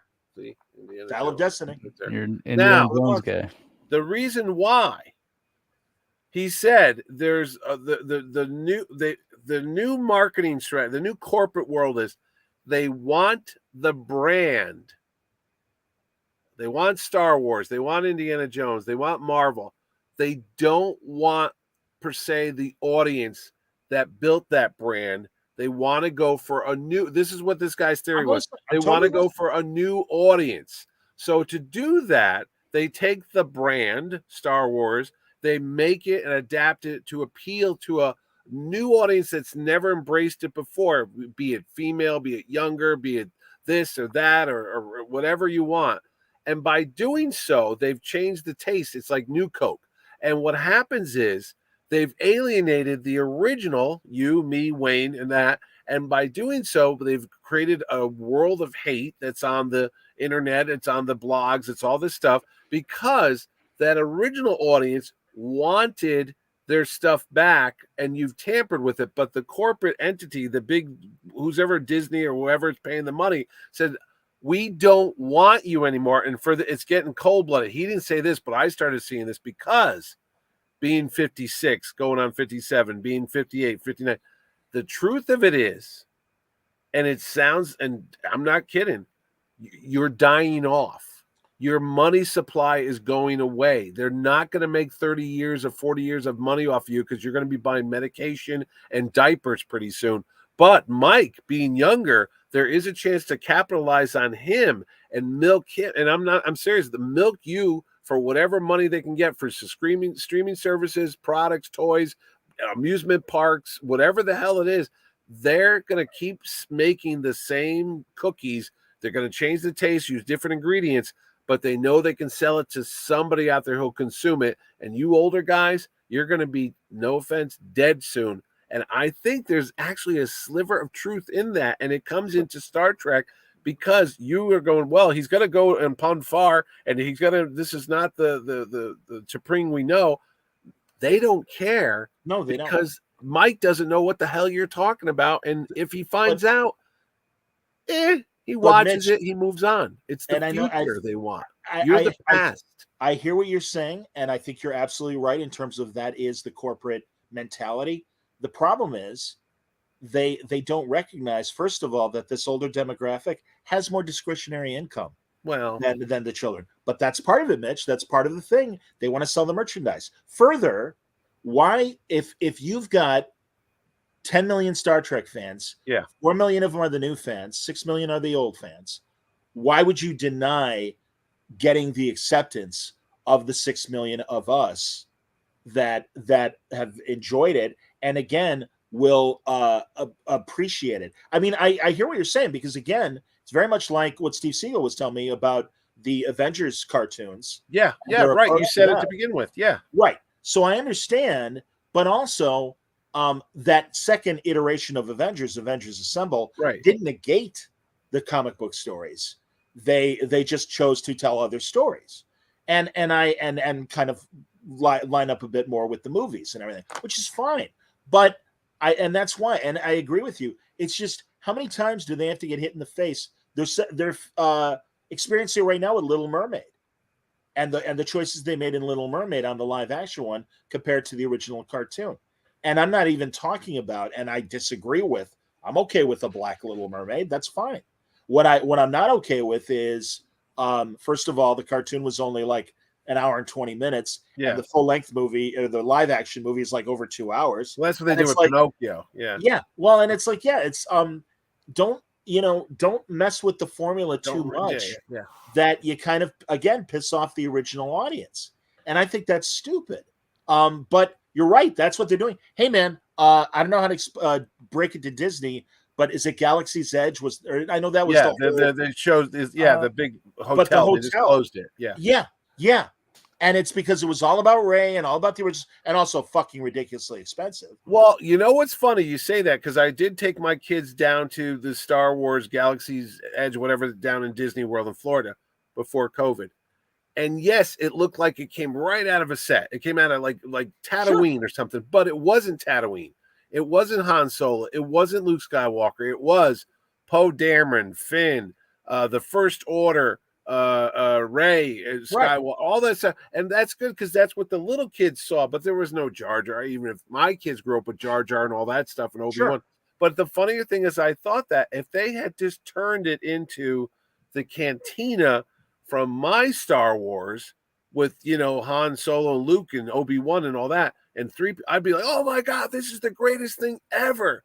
But I could tell just when he went into the gift shop, there was no Luke Skywalker toys. That was all the new stuff. And then I heard somebody recently say Hasbro told Disney that Luke Skywalker is, I can't remember the actual term, but they said he's kind of like a mothballed character. He's no longer part of the current toy wave, because when they make Luke Skywalker toys, they sit on the shelves and they gather dust because no kid is buying Luke Skywalker. They're buying Ahsoka, whoever the Mandalorian. Sure, that stuff's got, and when the toy company is telling the people that make the sausage what to do, which is what they're happening, they're like, don't make Luke Skywalker stories because the toys don't sell. So Disney's like, well, we got to make money. Let's do this now. And I'm like, wow, this is so insane. It's the tail wagging the dog. Yeah. How pop culture, comic books, cartoons, movies, and all this stuff, all our choices, which was what this fellow was saying, has been taken away. You can't go and watch your old heroes because they're done. They're like, no, we're not watching that. We're going to make this. So either you come along the ride and embrace our new stuff, or you go away because we're not doing this anymore. Go watch the old episodes. Unlike Star Wars, Star Trek toys, Discovery toys, other than maybe Saru statues, have not sold well. I took a picture. I sent it to you the other day. They made classic Trek phasers. Mm-hmm. They had a classic Enterprise, which I haven't seen that in like 20, 30 years. They used to make those replicas of it. And I took a picture and I sent it to you and Wayne and Franco. But all I kept thinking was, who are you making this for? And I sent it to my Star Trek buddy, and he goes, I already got that. I already have a phaser. Well, yeah. I already have an Enterprise where you press the buttons and makes a noise. I probably have it somewhere around here too. But I'm like, there's no 10-year-old kid walking into Walmart and going, I gotta have that Enterprise. That's $40. I picked those up for my great nephews to get them started. Yeah, but they don't know what that is. They're like, not yet. I will. Right. I'll get them. And further, again, these things are too expensive for children to buy. It was $30. They are. No, I thought $30 was fair. Nowadays, I was like, that's pretty cheap for a full Enterprise. But again, I think that us old farts have more discretionary income. We do, yeah. And why? And it's fine to make Discovery toys, but the way they're making money at Star Trek is on the classic toys, the Picard toys, the original series toys. That's the stuff that makes money. They have tried; these toy vendors have tried to make Discovery price. Indeed, our communicators. I'm glad you whipped it out that we all own because of Wayne. Thank you, Wayne. These ears are killing me, guys. I got to take it off. There. Yeah, I'm sure they're not real. Son of a. Plus, you got them on under your headphones. So why the hell would you do that to yourself? I'm dedicated. All right, I go all in. He's method. He's a method actor. I respect that. I absolutely respect that. Thank you. Can I talk? Well, you can either accept the fact that they're not making it for us, or you could just enjoy what they do make now and just stop fighting. Hey, absolutely. Surrender, buddy. Bijou Trimble, one of the great classic fans. Did the correspondence book. She was one of the linchpins of the letter drive that got the original series season 3. My friend Jason Inman was with her at a Star Trek convention and said, what do you think of the new stuff? And she's like, well, confidentially, I'm really not crazy about the Berman era Trek. My Trek is the original series, but I recognize that there are subsequent generations that do like Star Trek and they like these versions. More power to them. Now, let's not forget that the only times that Star Trek, new Trek, has moved the meter and had significant numbers that actually cracked the streaming world, it's been Star Trek Picard season 3. Picard, yeah. Yep. So, again, memo to new Trek producers, look what is responding with the audience and getting you significant numbers that are there with Ozark and your favorite streaming shows that absolutely kick ass. It's that stuff. It's not Discovery. It's not the first 2 seasons of Picard. It isn't these new characters. You have to give us more familiar along with the new stuff. It is no different than comic books when they introduce legacy heroes, like when they introduced Connor Green Arrow. Kent. No, well, Connor Kent's another example, but I was thinking of Ollie Queen's son, Connor. Oh, Connor Hawk. Arrow. Yeah. Connor Hawk. And it's like, by all means, introduce Amadeus Cho as a new Hulk. Don't let Bruce Banner get off stage. By all means, introduce Riri Williams as Ironheart. Don't let Tony Stark get off stage. At least, and I'm talking about the comics. I think you need that combination to be effective, and I think that's why we were all accepting of the new characters in Picard season 3, because we also had our old friends next to them, and they were interacting and they solved problems alongside the oldsters that solved problems. But notice it took 2 seasons of not doing that before somebody said, you know what the people really want? This is what they really want. Just give them a taste of the old stuff. And that's why. And that's maybe why it was so successful. We'll see. We didn't get an immediate green light for Strange New Worlds as much as we all loved Pike in Discovery season 2. So it may, and again, they made these announcements. Where's Legacy? Well, I know, but my point is that instead of Legacy, we are getting the Section 31 movie. We already knew, and they already had it in the can, that we're going to get the next season of Discovery, the 5th season. And again, I understand, spread out your announcements and stuff, but and that truly, Mitch, again, that's why I think they put season 1 of Strange New Worlds out there, because they're like, well, the people that watched it liked it. Maybe we can suck in more people that are hearing this good feedback about Picard. We'll see. I don't know. What section? What did you say? Section 231? Section 31 is their like CIA and Starfleet, and it's been around since Deep Space Nine 30 years ago. It's their dirty tricks department. Yeah. And Michelle Yeoh, her character on Discovery, at the end of her storyline, well, even in the middle of her storyline, gets introduced to this clandestine dirty tricks division of Starfleet that they can't, and in Deep Space Nine, it was much more mysterious. Yeah. They couldn't confirm or deny its existence. And you only had one guy, William Sadler, be this Agent Sloan that represented the whole organization. In Discovery, they put it back during, and this was during the post Next Generation Deep Space Nine era of the 90s.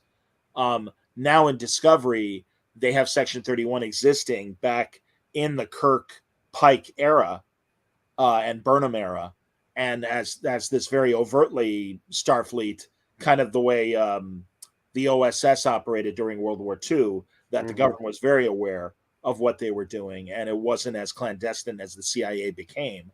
And Michelle Yeoh's character is going to continue in this new Michelle Yeoh movie that is being made. Granted, the WGA strike is obviously probably delaying it a bit. But yeah, so she's going to be part of Section 31, and it's going to be a Section 31 movie, her operating in that secret organization. And Mike, you saw them in the movie Star Trek Into Darkness. That was the group that Peter Weller was working with. They mentioned it. He was like, and they were trying to get Khan because they needed somebody that was like barbaric to be a military guy so they could fight the Klingons. They had it in that movie. It wasn't that great, but they were mentioned. They were the clandestine organization. Yeah, they were the one that built that big stealth starship, a spaceship. We got to have a stealth starship. Why? It's in space. Well, space is pretty big, but no, we want to make sure no one sees it. Well, so paint it flat. And it's supposed to be clandestine, and Peter Weller has a model of it sitting on his desk. Yeah. When he's talking to Kirk. And don't look at this. Don't look over there. Oh God, I forgot to put the model under the desk. It's just again, I mean, my God, the mantra, as Mitch and Wayne know, of this show has been bad writing. Sorry, man. Once again, bad writing. I don't know. Are there any other episodes that stood out for you, Mike or Wayne and Mitch, that you want to discuss from season 1? Season 1? I like the episode where Spock and T'Pring switch bodies. Yes. Yeah. Not that so much. It was just watching the two of them interact that I enjoyed. Her calling him out for not prioritizing their relationship. It was like, I don't know. It was just so and having to experience relatable, each other's and also having to experience each other's points of view when they tried to pretend to be the person that they were inside of. So Spock had to pretend to be T'Pring, and T'Pring had to pretend to be Spock, and maybe better understanding of each other's plights because they literally were in each other's shoes. Again, though, knowing what happens in Amok Time, I am really curious how they get to this point of, you know something, fuck you, Spock. Yeah. The first chance I get, I'm gonna fuck you over.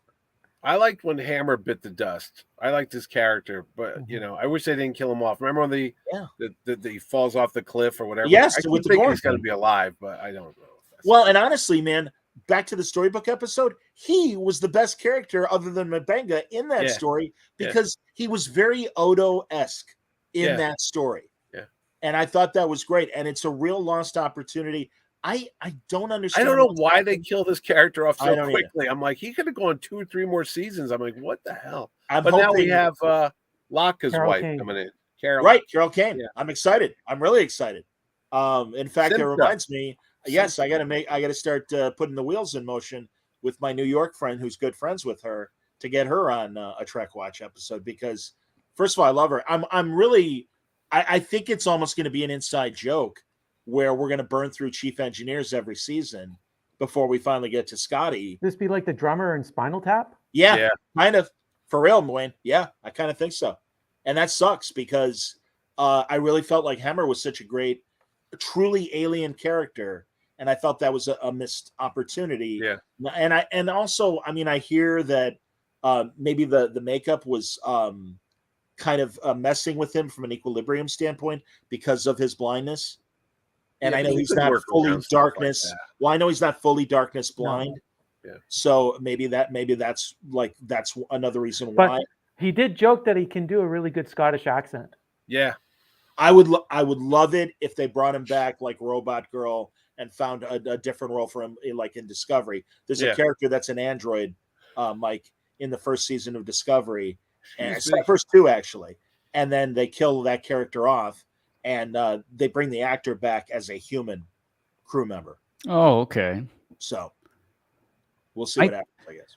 I want to throw something out to you guys, something that's bothering me, underlying all of these episodes. It's this future that Pike keeps seeing of himself dying, his demise. And I don't know where that's going, but it's just, I feel horrible because I like this guy so much. And I just have this feeling like, that he's right about his future, and I think it's terrible. I don't know how I feel about it. I'm like, how could you not know what happens to Captain? Get out of here, Mike! Get out! No. I really don't. Tolerated this so much, but now we're here. We're here to explain the 2-part episode from the first season. Yes, of the original series. It's called The Menagerie. Okay. They reworked the original pilot with Jeffrey Hunter as Chris Pike, the first actor to play him, and it starts with Pike in this wheelchair. And his face is ruined the way you see it in these flashes of Chris's future in Strange New Worlds and in Discovery. And that's the thing. He isn't killed, but he's basically in a vegetative state where he can only respond with yes and no beeps from his wheelchair. Wow. And that's why he's trapped in this body. Now all he knows, and it was through viewing Klingon time crystals, that he saw his ultimate fate. And he's like, all I know is my life is over. That's how he puts it. And he is still alive in this 2-parter, The Menagerie, but disfigured. And ultimately it is Spock who takes him back to this world, Talos 4. Yeah. And the Telosians are very adept at telepathy and projecting mental images. And so even though he is physically trapped in his chair, he can live a life of freedom as far as his mind and be able to speak and emote with the help of the Telosians. So eventually that's where it's going. So it's that whole thing of we know where the destination is. What's the journey getting to that point? And that's why that 10th episode was so pivotal, where he tried to change his fate and not save, or at least warn those cadets, hey, when you're an adult, don't be here. And that's when his future self, who wasn't harmed at all, and is, looks like they do in the original series movies. And it's like, you made the wrong choice. And I'm going to show you why. And then he sees that because of those choices during that Romulan conflict, Spock winds up in the vegetative state. And as his future self tells him, Spock's more important than you realize. You can't let this happen. Because then we'll go into the next generation where Spock reunites Romulus Yep. and the And Vulcan. Yeah. So yeah, that's his ambition. And in fact, 1,000 years later in Discovery, we see that dream come true. And now the Romulans and the Vulcans have remerged. They have renamed Vulcan to be this planet called Navarre. I think it was a little too far of a, compromise. But regardless, that's good. There's a lot going on. Yeah, and Spock's mission works. Mm-hmm. So, and Pike recognizes that. It will be interesting if they readdress it at other points of this show. I kind of wish they didn't do it. I really kind of wish Pike didn't. Because you're right. Because we know, well, Mike didn't, but we, the old guys, we knew what was going to happen to Captain Pike. We know he's going to end up in a wheelchair and not going to be, able to talk anymore. Right. But they didn't have to let him know. But by doing that, though, you have this whole conflict about does he change his fate and this that. But you could have done that in a one episode. I've thought this before. Like they could have just showed him a little glimpse of his future and that, like with the time crystal thing, and then just wiped his memory or something like that at the end, so he doesn't know what's going to happen. Because if you know you're going to die in 3 weeks, you're going to live totally different than you would have if you didn't know you're going to die. And if Pike's going to die, or he knows his future can't change, this guy's going to go out there raw dogging and having a party, big. He's like, hey, nothing can happen to me because I got 9 years, 3 weeks, 2 hours, and 3 minutes before the shit hits the fan. So let's bring on every alien social disease there is. I'm fucking everything. No, they don't do that. Which is not to say what I would do if I was Captain Pike and I knew I was going to die in 10 years. I'd be out there with no pants on and screwing everything to work. Captain, you're on the bridge with no pants. I know. Who cares? I got 3 weeks. I got 2 weeks. I'm going out. Give me 3 ensigns that'll give me lap dances. Absolutely. Yeah, exactly. No, Bring I that get Romulan ale. No, forget the bottle. But like you said, Mitch, I mean, it's Mike. It doesn't happen to Pike until the original series era.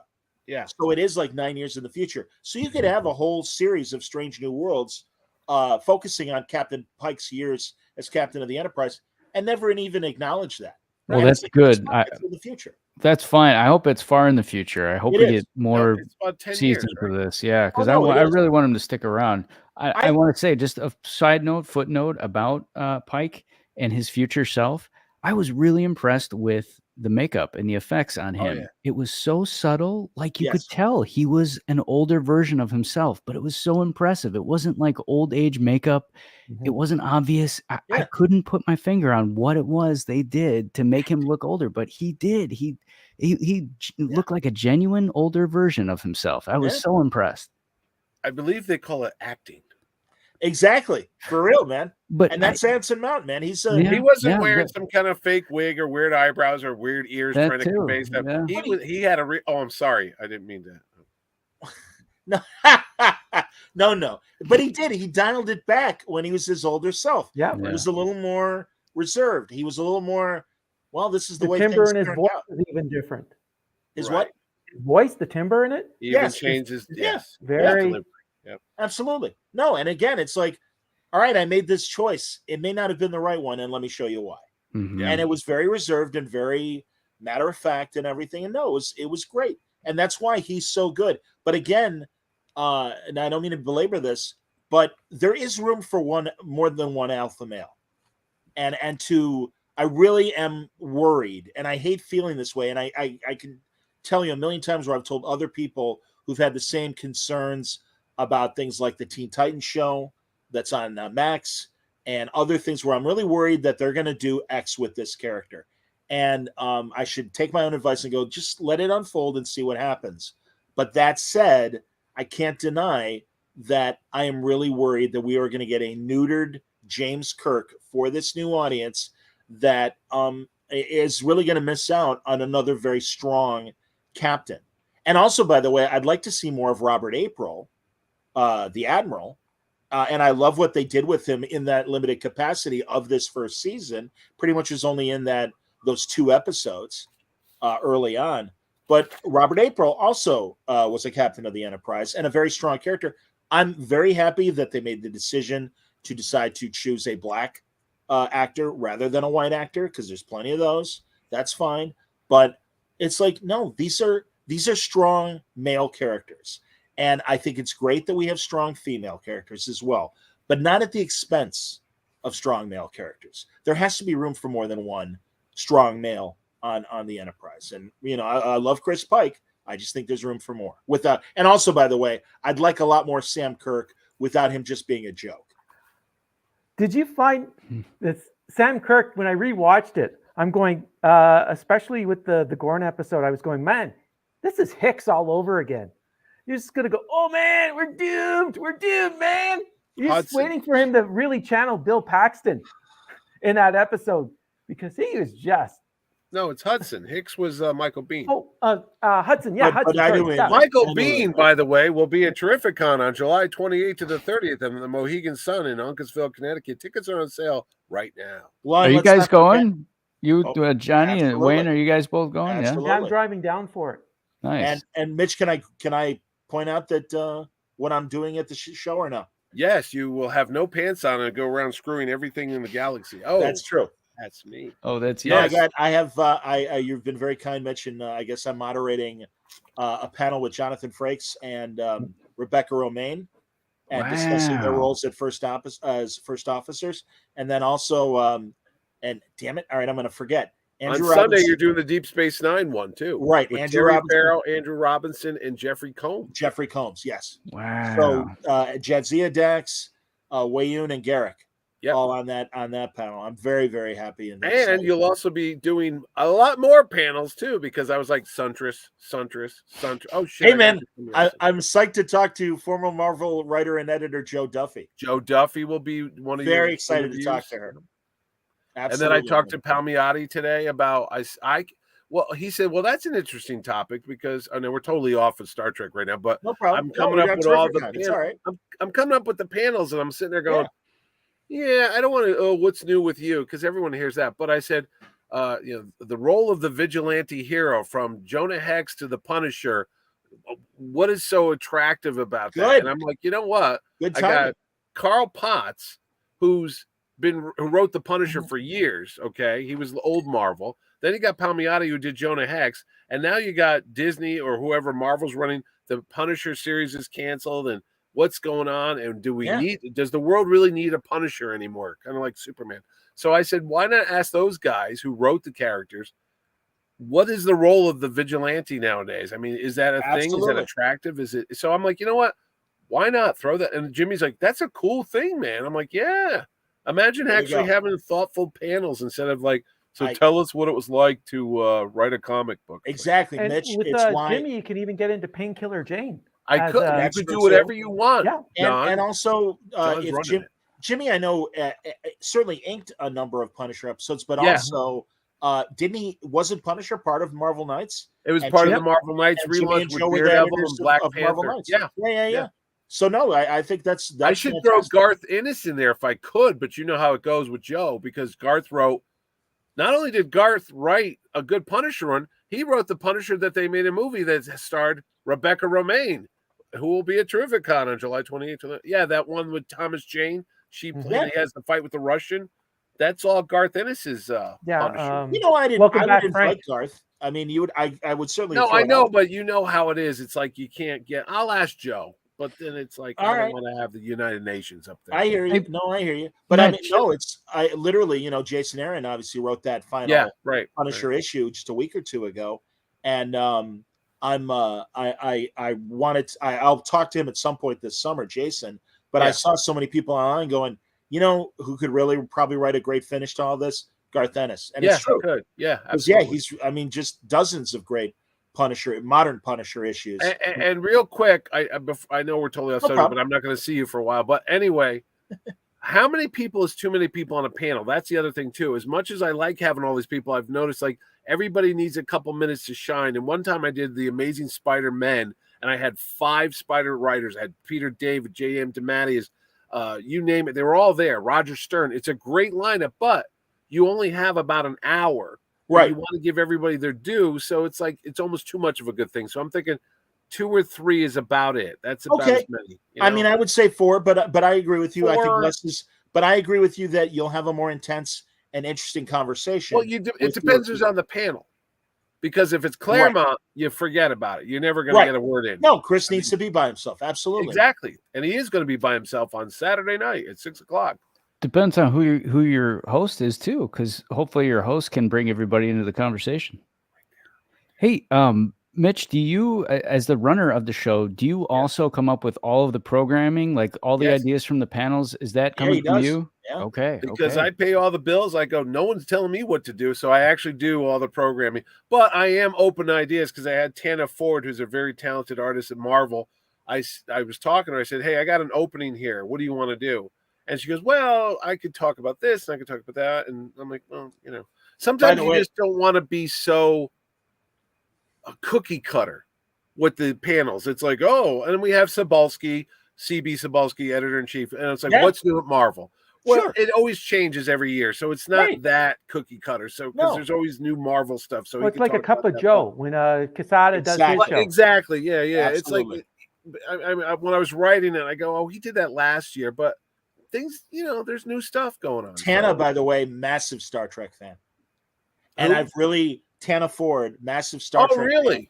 Fan. And truly, and I never want to pigeonhole anybody because of their backgrounds, but Tana is a lesbian creator. And I'm like, Tana, what do you think? How do you think Star Trek is handling the gay questions, lifestyle, putting them in storylines, characters, etc.? And I really appreciated her, very thoughtful. I will not try to recreate what she told me. Right. Before Terrificon, I should have Tana back and talk about that. So I like Tana a lot. And the other thing is one of my favorite people in comics. To answer your question, Mike, one of the harder things to do is to look at. And I don't know why I do it. Every year I go, I'm not going to get quantity. I'm going to focus on quality. And I'd say to my wife, because I look at the expenses, I look at the flights, the hotels, it's insane. And I go, I only want to get the best of the best. Not to say that anyone's not, but it grows every year. And every year I get this fear that I'm not going to have enough good people. And before you know it, when the show comes, it's a smorgasbord. There's too much of a good thing. And I go, oh my God. And then when I go to do the panels, I realize there's only like 15 panel hours.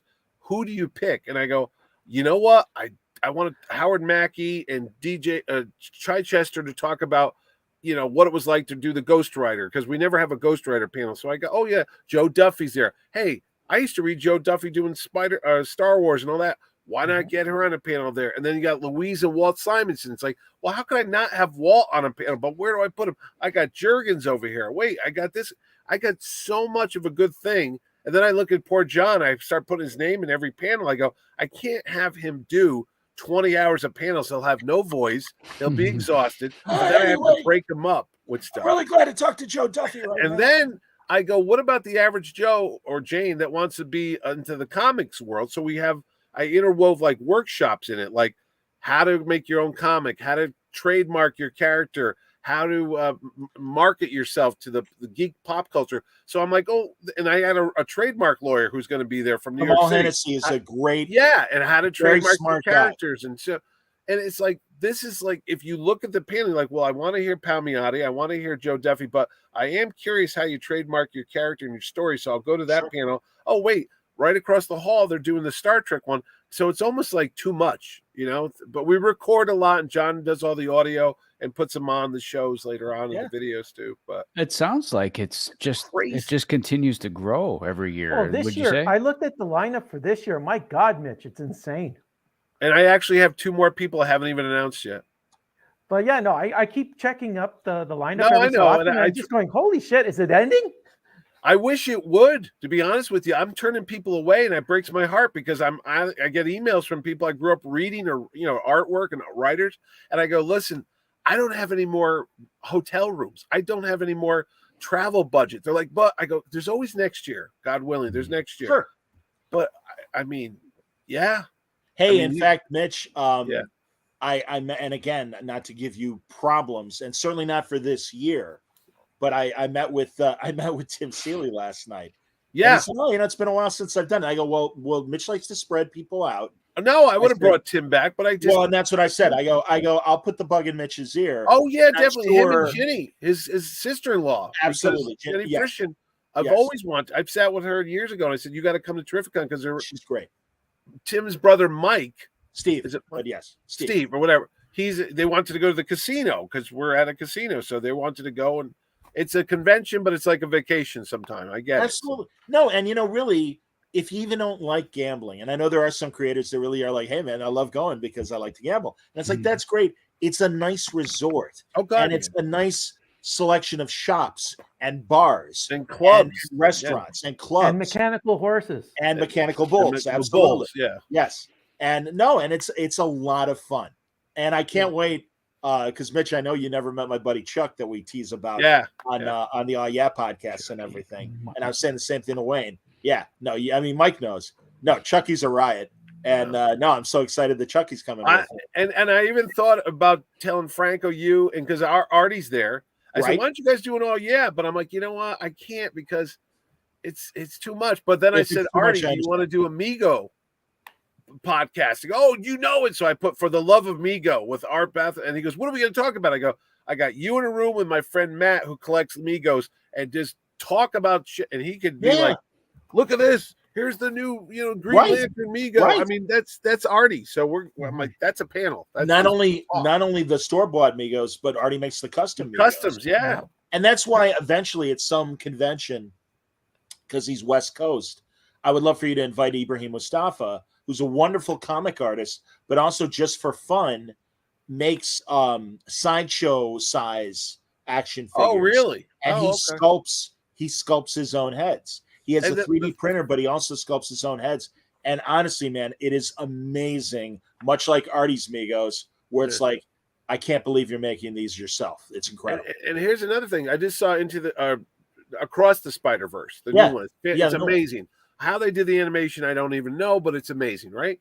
Then I'm reading that Sanford Green, who's coming to the show, did a lot of the pre-production artwork for all the character designs. And I'm like, wow. What the hell? So I'm trying to how do I post that in an Instagram or Twitter? Like, oh, by the way, if you love Across the Spider-Verse, one of the artists who worked on the character key, I don't know what you call them, key characters or character, is at the show. Because I know Sanford from the Green Lantern run with Ron Mars, and that's why I'm like, that's a whole other ballpark. That's a panel right there. But I'm like, there's not enough panels to put all these people. He's also a listener of the Oh Yeah podcast.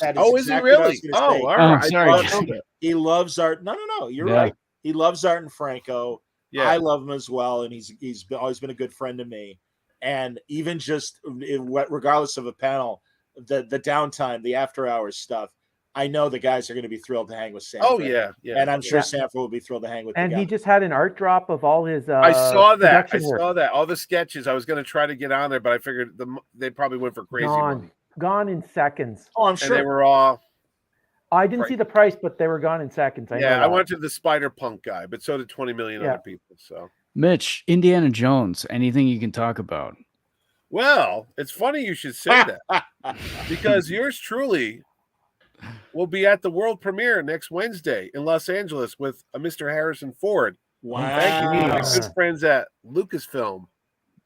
Wow. So when you get back, obviously without spoilers, we'll certainly want your review of the movie. And also right on the heels of Strange New World, Secret Invasion starting up. Yeah. And of course, I'll confess I haven't seen Spider-Verse yet, but I hope to see it soon. Oh, it's great. It's amazing. Yeah, well, I'm hearing nothing but great things. So really, we're heading a very cool period this summer where there's going to be a lot of new stuff to talk about. Oh yeah. Beyond the Pike show, so that'll be great. We can wrap up, boys. I know. In fact, as soon as we're done, I have to go make banners for the guests.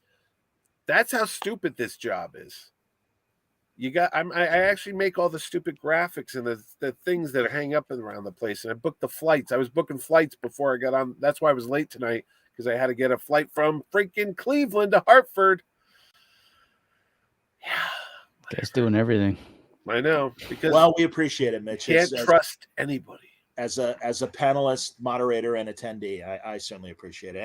And really, Terrificon's a great show, everybody. It's a great mix of old school creators that you love and new faces as well. And Mitch spends his money wisely.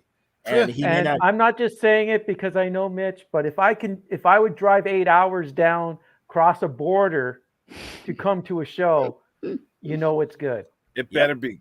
It ain't a good con. It's a terrific con. It is a terrific con, indeed. End of July, everybody. Last weekend in July. July 28th to the 30th. Yes. Well, I want to thank you guys for having me. This was a lot of fun. I enjoyed talking about this show. I think it's a lot of fun. I'm looking forward to the second season. And thank you for having me.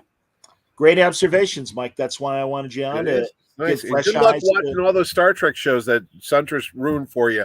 Spoiler alert. When you were telling what happened to Pike, I was like, you fucking just ruined a 60-something-year-old show. Yeah. Thanks, buddy. Okay. Yeah. It said the guy who's like, no spoilers, but Spock kills Kirk. And I'm like, Oh. well, it's true. He's going to be watching it. And then Mike's going to go, oh, great. This is the one they told me about. He's going to kill him at the end. There's going to be a lot of shaking fists at each other, we're sure, as we review the new season of Strange New Worlds, which starts next Thursday. Again, if you've never seen Strange New Worlds, you've got through June 30th to watch it on YouTube for free. Take advantage of that. It's a great show. So thanks a lot for watching, everybody. Thank you again for the tips. I really appreciate that. And thank you, everybody, for watching. Until next time, live long and prosper. See you, everybody. Stay safe, stay happy, stay healthy.